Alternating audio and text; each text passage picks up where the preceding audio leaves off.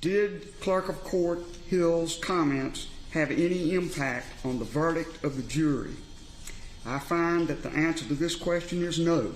The most sensational trial in South Carolina history has finally been put to bed, at least for now. Monday's dramatic ruling and rejection of Alex Murdaugh's motion for a retrial following his double murder conviction for the killing of his wife and youngest son featured a host of twists, turns, and contradictions on the stand for Clerk of Court Becky Hill. I did not have a conversation with any juror about anything related to this case. Was your verdict on March the 2nd, 2023 in any way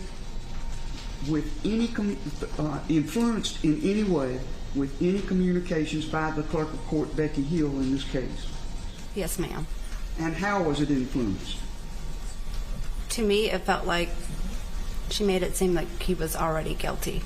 That bombshell coming from a woman named Juror Z, though she was the only one of 12 jurors to say Hill actually influenced her vote. And even then, her sworn affidavit from August said, "I had questions about Mr. Murdaugh's guilt, but voted guilty because I felt pressured by the other jurors," making no mention of Hill, who is currently under investigation by the state for alleged interactions with the jury and using her office for personal gain.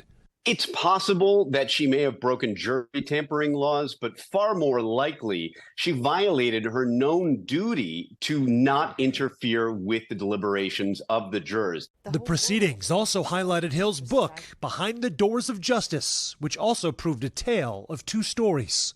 How much money did you make off that book? Roughly around $100,000.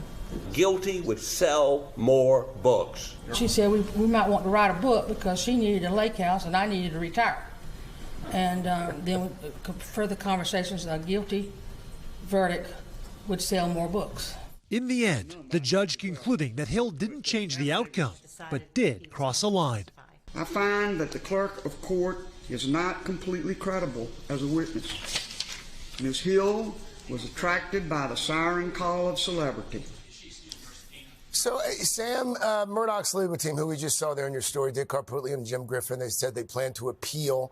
Any idea what the next steps could be here, what their strategy might be?